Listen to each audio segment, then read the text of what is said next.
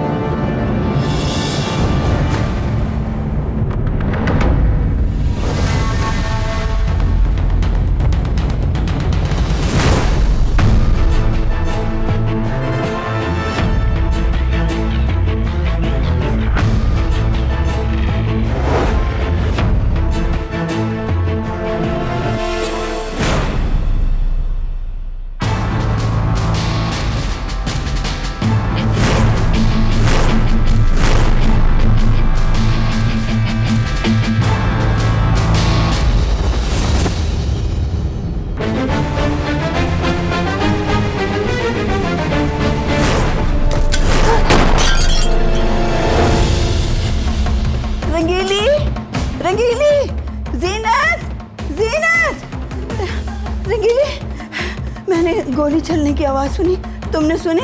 जी बीबी जी, गोली की आवाज तो मैंने भी सुनी है, पर उसके बाद किसी के चीखने की आवाज नहीं आई। मैं अभी देख के आती हूँ।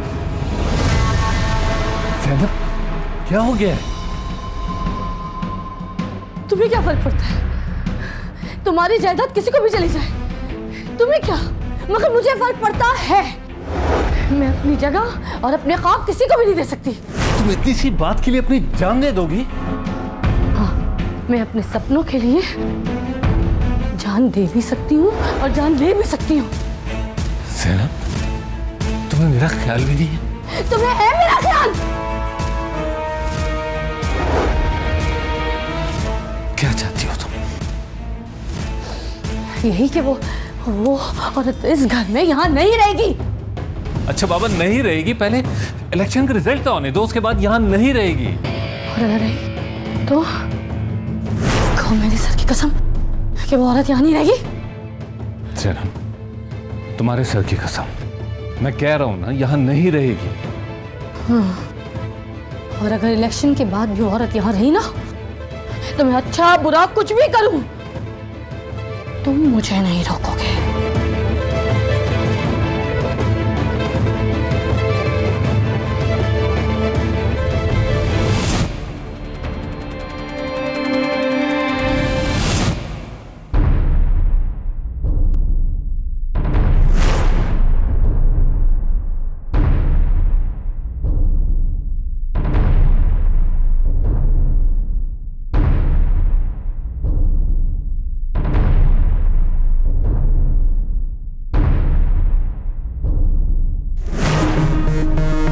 मुराद भाई ने गोली चलाई? ये गुलदस्ते में सांप था क्या? ये गोली मैंने चलाई है। मुराद भाई पे? कोई और नजर में है क्या? क्या मतलब? अब मेरा मतलब दूसरा निकाह किससे करेंगी? पागल, नाटक किया था मैंने। क्यों?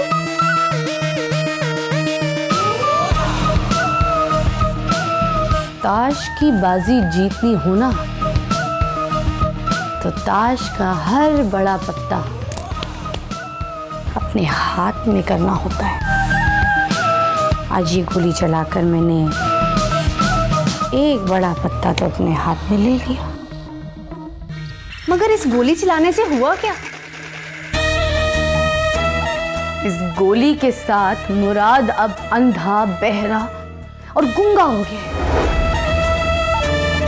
अब ना उसे कुछ गलत दिखाई देगा, न किसी की चीखों पुकार सुनाई देगी और ना ही किसी को कुछ बोलने की हिम्मत होगी।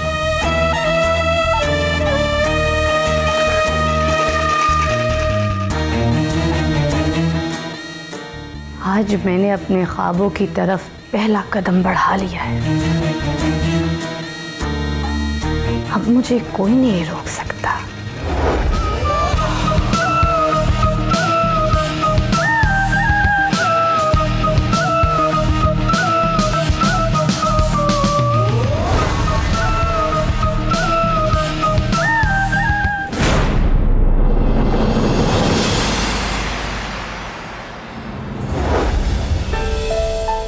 Thank you. डॉक्टर साहब, हम कब अब्बू को घर ले जा सकते हैं? आप चाहें तो आज ही ले जा सकती हैं। जी शुक्रिया।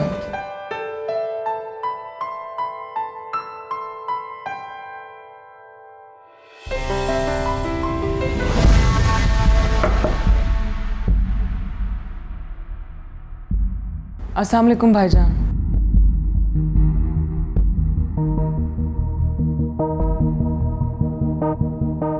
वालेकुम अस्सलाम। सब ठीक तो है? कोई तकलीफ तो नहीं? जी नहीं भाईजान। तुम्हारी नहीं में मुझे दर्द की हां नजर आ रही है। नवाब खानदान की औरतें राज करने के लिए होती हैं, उन्हें परेशान नहीं किया जाता। नवाब साहब, बात बहुत अच्छी है। अगर इस पर अमल किया जाए तो। बहन, अगर कोई भी परेशानी हो, किसी भी चीज की जरूरत हो तो मुझे कॉल कर लेना। ये मेरा कार्ड। बुशई, हमारे घर की औरतें, बहुएं, बेटियां किसी गैर मर्द का नंबर नहीं लिया करती। तो फिर ठीक है, तुम्हारे घर से बस 50 कदम दूर ही हमारा पुलिस स्टेशन है।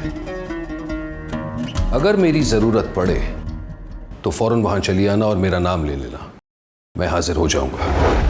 इज्जतदार घरों की औरतों को पुलिस की जरूरत नहीं पड़ती।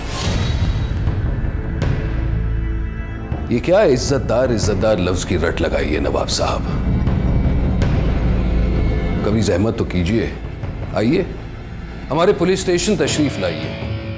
मैं आपको दिखाऊंगा कि कितने इज्जतदार फैमिलीज की इज्जत हमने अपने फाइल्स में कैद कर रखी है। और हां, आप जरा अपना ख्याल रखिए। बताने की तो जरूरत नहीं है आपके कितने दुश्मन हैं। कोशिश कीजिए कि कोई दोस्त भी बना ले।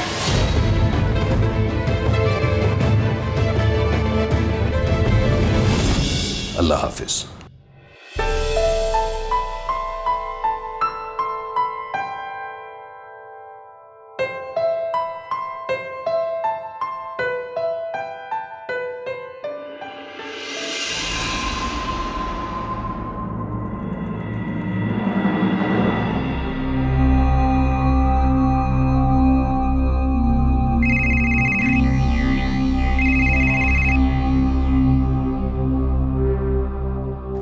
हेलो हसन साहब, कुछ पता चला?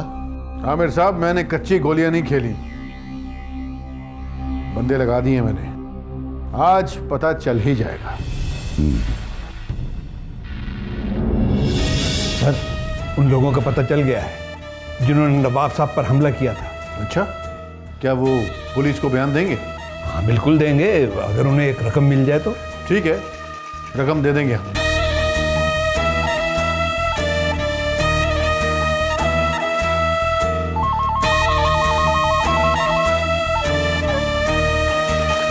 हेलो आमिर साहब, कल मैं आपके चैनल के लिए एक बहुत बड़ी खबर देने वाला हूं। क्या हुआ? उन लोगों का पता चल गया है जिन लोगों ने नवाब साहब पे हमला किया था। अच्छा, वेरी गुड गुड।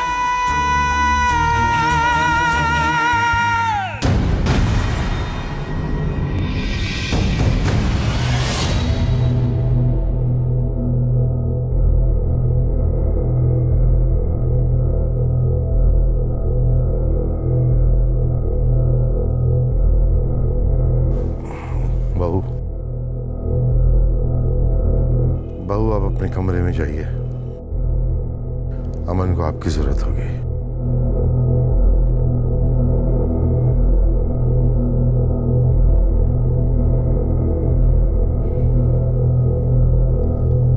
आप तो कह रहे थे कि इलेक्शन के बाद इसे घर से निकाल फेंकेंगे, लेकिन आप तो अभी भी इसे बहू कह रहे हैं। इलेक्शन के बाद कहा था ना जमीला बेगम, अभी इलेक्शन में काफी वक्त है। आप रिलैक्स हो जाएं, मैं आपके लिए हल्दी वाला दूध लेकर आती हूँ।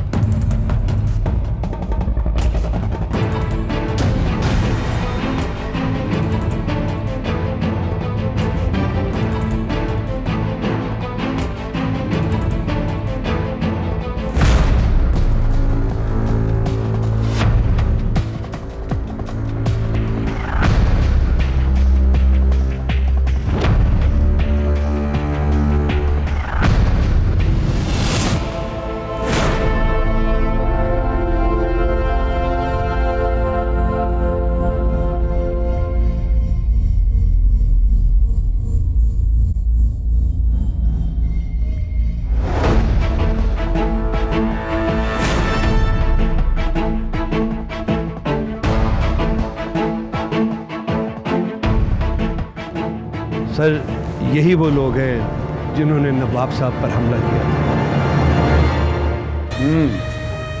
तो तुम लोग पुलिस के सामने बयान दे दोगे कि नवाब साहब ने तुम्हें कहा था कि उन पर हमला करो। उन्होंने हमें 2 लाख दिए, हमने उन पर हमला कर दिया। आप हमें 5 लाख देंगे, हम पुलिस स्टेशन में वही बोलेंगे जो आप चाहेंगे।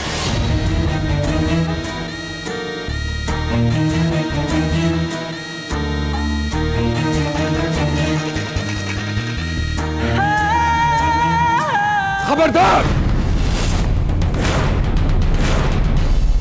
मैं तुम लोगों को नवाब साहब पर हमला करने के जुर्म में अरेस्ट करता हूं। पकड़ लो इन्हें।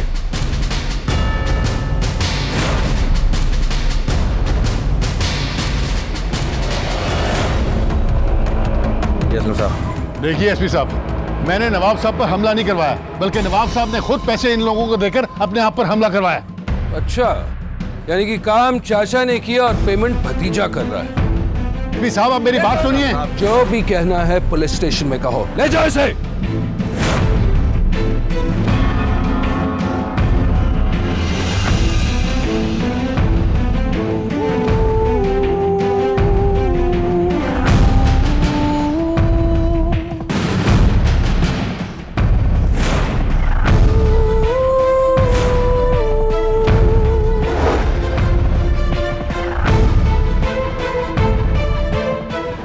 पांचों को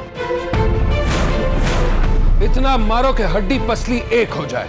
नहीं सर, मैं बताता हूँ।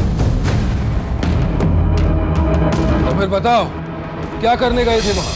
इन्होंने हमें पैसे दिए थे नवाब साहब पे हमला करने के लिए। हम तो इनसे बकाया पेमेंट लेने आए थे। नहीं एसपी साहब, ये झूठ बोल रहा है। हाँ हाँ, सच बोलने का ठेका तो आप ही ने ले रखा है। देखिए एसपी साहब, आप नहीं समझते, ये सब मेरे चचा जान की चाल है। मैं ना सिर्फ समझता हूं बल्कि जानता भी हूं कि यह आपके चचा जान की ही चाल है।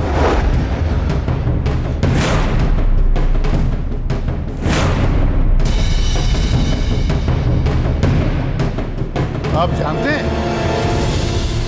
आप यहां हैं, पैसे यहां हैं, ये लोग यहां हैं, और फिर मैं भी तो यही हूं।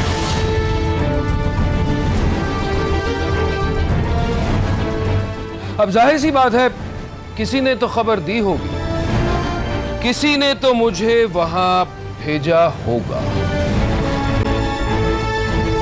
तो आप उन्हें अरेस्ट क्यों नहीं कर लेते? क्योंकि सारे सबूत आप ही के खिलाफ हैं। आधी रात को मुझे कॉल आई थी पीसीओ से। अब इतनी रात को ये कैसे पता लगेगा कि वो कौन सा पीसीओ था? मैं एक फोन कर सकता हूं? किसे? आमिर खत्री को। कोई फायदा नहीं होगा, क्योंकि इस वक्त उन्हीं के चैनल पर आपकी गिरफ्तारी की खबर चल रही है।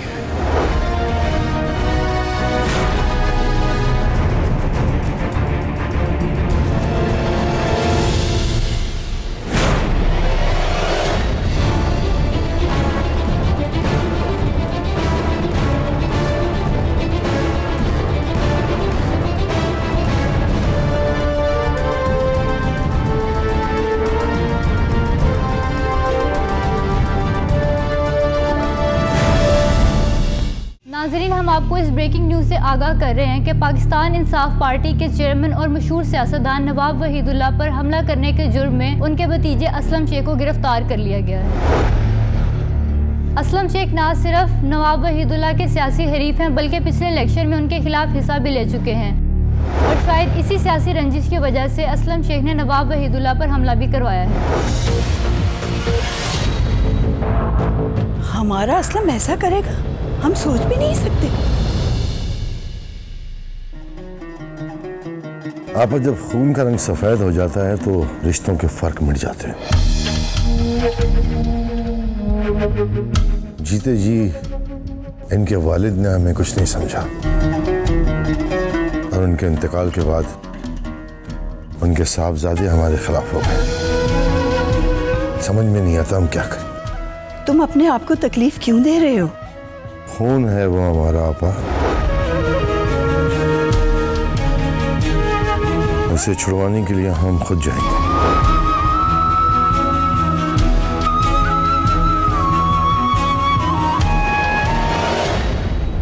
नहीं, देखिए, मैं इस वक्त किसी हालत में आपकी कोई मदद नहीं कर सकता। आप जानते हैं हम दोनों को शक की नजर से देखा जा रहा है। अगर मैं इस वक्त पुलिस स्टेशन आ गया तो लोगों का शक यकीन में बदल जाएगा और पता चल जाएगा कि हम दोनों मिले हुए हैं। सारा खेल बिगड़ जाएगा। मैं वहां नहीं आ सकता। दोनों में से किसी एक को तो बाहर रहना होगा ना। वैसे भी मैं बाहर रहकर आपकी ज्यादा मदद कर सकता हूं।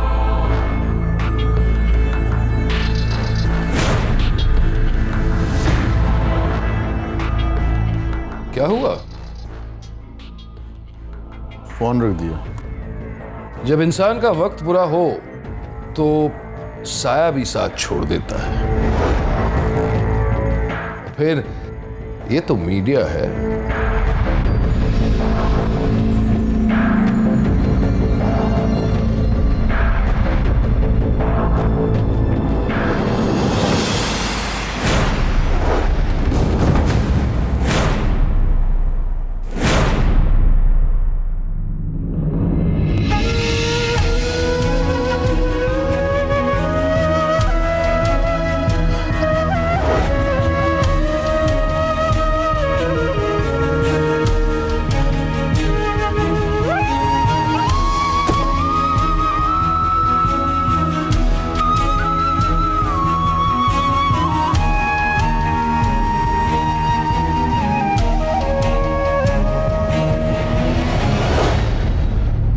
नहीं भाई, इस इलाके में तो नाकाबंदी करानी पड़ेगी। जी सर, बिल्कुल। और कल राजकुमार जी साहब के ऑर्डर्स देके दिलावर मिलिट्रीज की तहकीकात की जाए, उन्हीं काफिलों को जल्द से जल्द पकड़ा जाए।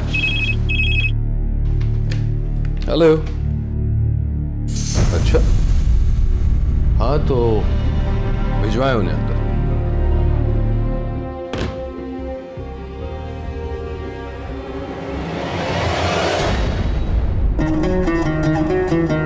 अस्सलाम वालेकुम। वालेकुम अस्सलाम।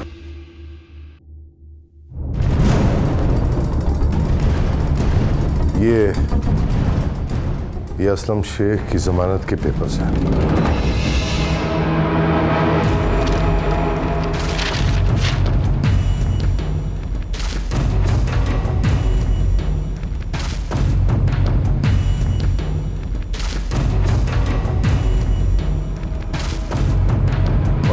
भी आप ही ने और छुड़वा भी आप ही रहे।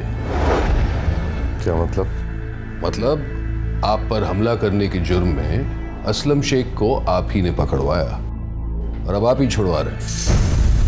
क्या करें, खून तो एक ही है ना, और खून जोश तो मारता ही है। समझ नहीं आता आप लोगों का खून आखिर इतना जोश क्यों मारता है? क्यों है इतनी गर्मी आप लोगों के खून में? नवाबों की खून की गर्मी अभी आपने देखी कहाँ है?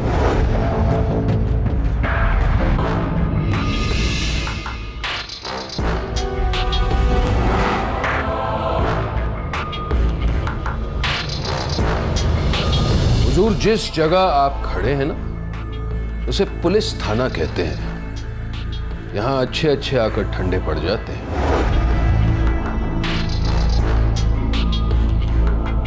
वैसे एक बात बताएं, उन पांचों को नहीं छुड़वाएंगे?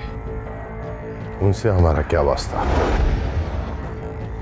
हुजूर, मेरी आदत है और आदत के मुताबिक ही मैं क्रिमिनल्स को ज्यादा डंडे मारता हूं।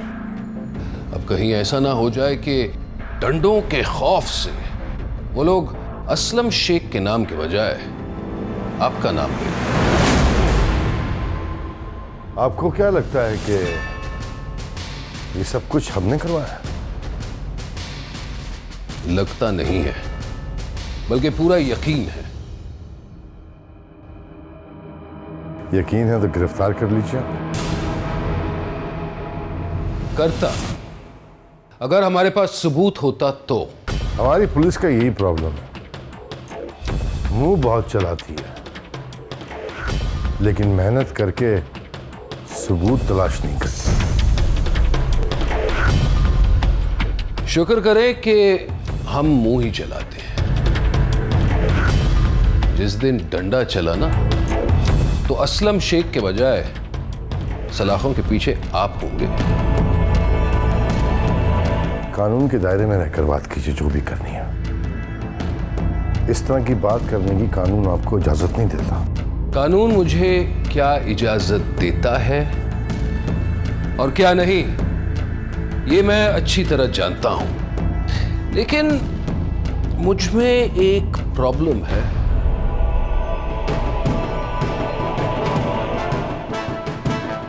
कानून की हिफाजत करने के लिए अक्सर मैं कानून तोड़ देता हूं। क्यों दुश्मनी मोल ले रहे हैं? नवाबों की दुश्मनी से शायद वाकिफ नहीं है। हम जब दुश्मनी पे उतर के आते हैं ना, तो तबाह और बर्बाद कर देते हैं, और अगर खुश हो जाएं तो आबाद भी कर देते हैं। कभी तशरीफ लाइए हमारे गरीब खाने पर, तो आपको पता चलेगा कि तोहफा क्या चीज होती है। हम आपको ऐसा तोहफा देंगे जो आपकी सारी जिंदगी की तनख्वाह से कहीं ज्यादा होगा। नवाब साहब, आपने नवाब हैदराबाद बख्तावर शाह का नाम तो सुना ही होगा। हाँ, बड़े मशहूर नवाब गुजरे हैं, उन्हें कौन नहीं जानता। मैं उनका नवासा हूं।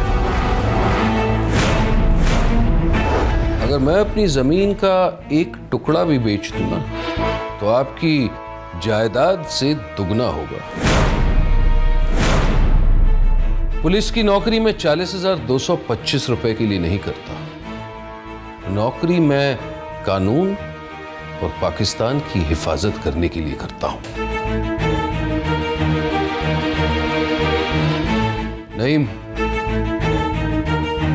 असलम शेख को छोड़ दो। जाएं, ले जाएं उन्हें।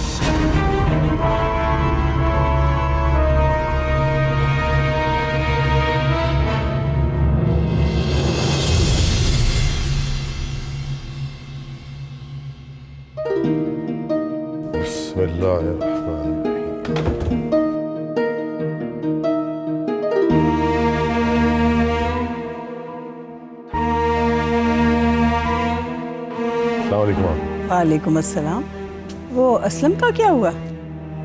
असलम को हमने छुड़वा दिया। क्यों छुड़वाया उसको? इसलिए छुड़वाया है कि जब टेलीविजन पे ये खबर चलेगी तो हम फरिश्ता बन जाएंगे, और इलेक्शन जीतने के लिए फरिश्ता दिखना बहुत ज़रूरी होता है। मुझे तो ये बात बिल्कुल सही नहीं लगती। इलेक्शन का तो मुझे पता नहीं, उसने जो भी किया वो जाने, लेकिन जो तुमने किया वो इंसानियत की नज़र में बहुत नेक काम है। अस्सलाम वालेकुम। वालेकुम अस्सलाम। अबू खाने लगा दूं आपके लिए? नहीं, अभी नहीं। अस्सलाम वालेकुम अब्बू जी। वालेकुम अस्सलाम। बाकी सब ने खाना खा लिया? नहीं, सोहा ने अब तक खाना नहीं खाया। ठीक है, आप सोहा के कमरे में खाना लेकर आई। जी। अब मैं लगा देती हूँ ना? नहीं, आप नहीं।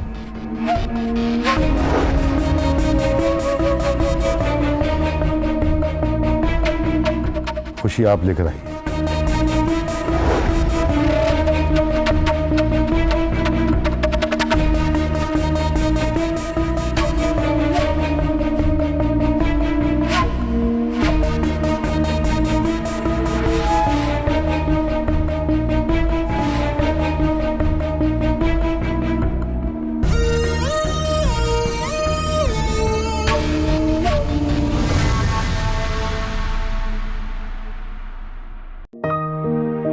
क्या बात है बेटा, खाना क्यों नहीं खा रही आप? भूख नहीं है अब्बू। कम से कम बाप से तो झूठ ना बोलिए। कैसे खाऊं, दिल ही नहीं कर रहा।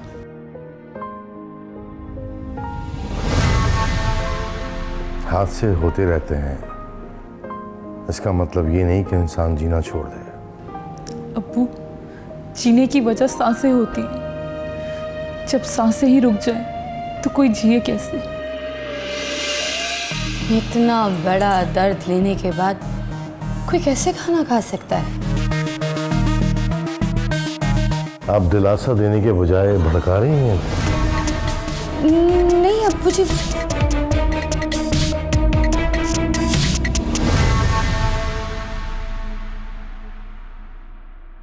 देखिए बेटा, अगर आपने अपने होने वाले शौहर को खोया है तो ज़ैनब ने अपना देवर खोया, खुशी ने भी तो अपना शौहर खोया है, और वो शौहर जो उसका अपना था। और आप तो उसकी बात कर रही हैं जो अभी आपका हुआ ही नहीं था। और वैसे भी बेटा, ये छोटी छोटी बातों में जो रिश्ते तोड़ देते हैं ना, उनसे रिश्ता ना ही रखा जाए तो अच्छा है। जब तक ये औरत इस घर में है ना अब्बू, कुछ ठीक नहीं होगा। ना तो मैं खुश रह पाऊंगी और ना ही जी पाऊंगी। आप जाइए बेटा।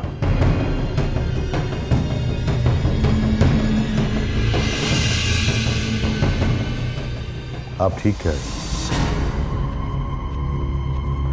एक बार इलेक्शन होने दीजिए, फिर आप देखिएगा कि हम टूटे हुए दिल, टूटे हुए रिश्ते सब जोड़ देंगे। ये लीजिए, खाना खाइए।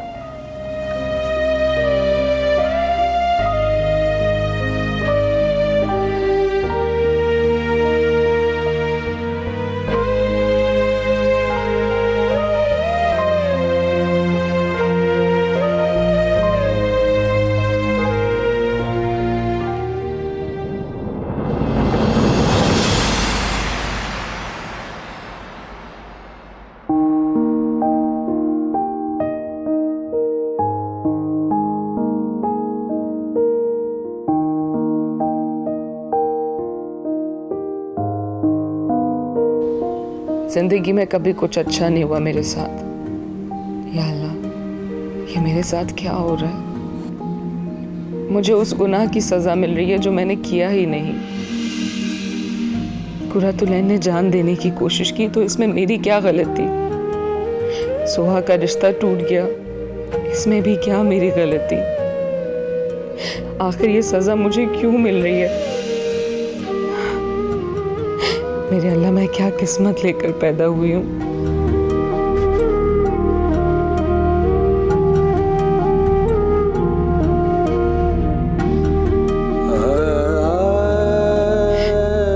भी मेरी जिंदगी जहन्नुम थी। एक फरिश्ता सिफत इंसान ने मेरा हाथ थामा तो तूने उसे भी उठा लिया। ये सोचकर मैं इस घर में आई थी कि कुछ रिश्ते मिलेंगे, कुछ सहारा मिलेगा, मगर क्या मिला? फिर वही जहन्नुम। इससे तो अच्छा था कि मैं उस ट्रेन हादसे में ही मर जाती। ये जिल्लत तो ना मिलती मुझे। सुहा को हंसता हुआ मैं भी देखना चाहती हूँ, लेकिन क्या करूँ? मैं किस्मत तो नहीं बदल सकती।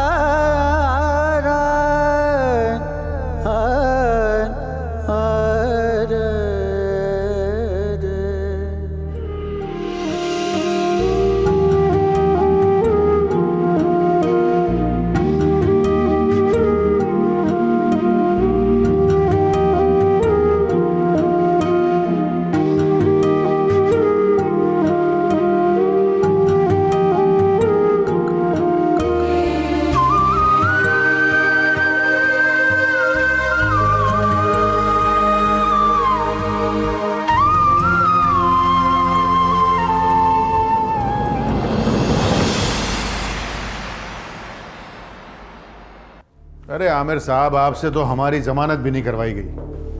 अरे भाई, बगैर जमानत वारंट लेकर तुम्हें गिरफ्तार किया गया था, इसलिए नवाब साहब ही करा सकते थे तुम्हारी जमानत। चोट पे चोट दिए जा रहा है ये बंदा, और हम कुछ भी नहीं कर पा रहे। अरे ऐसी चोट देंगे कि देखता रह जाएगा। अपनी बेटी से बहुत प्यार करता है ना वो। हाँ, आपकी बहन रिमशा का कहीं रिश्ता हुआ? नहीं, अभी नहीं। बस तो फिर जाइए, आराम कीजिए। कल सुबह नवाब साहब को बहुत बड़ी चोट दूंगा।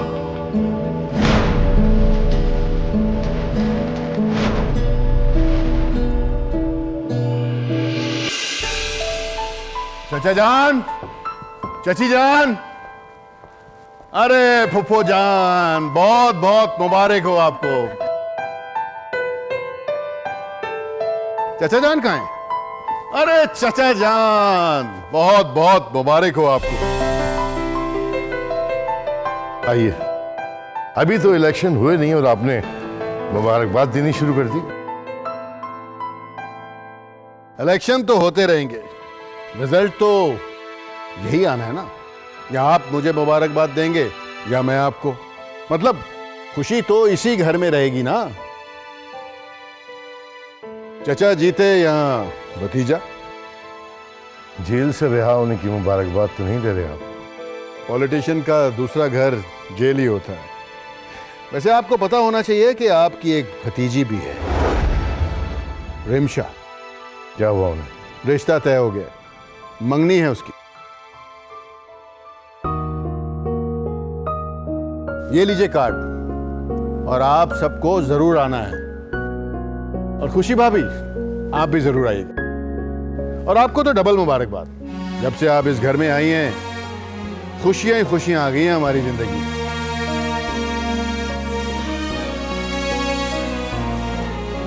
और हाँ फुफ्फो, सोहा को तो आपने खास तौर पे 3-4 दिन पहले ही भेज देना, क्योंकि घर वाले ही घर के कामों में हाथ बटाते हैं ना।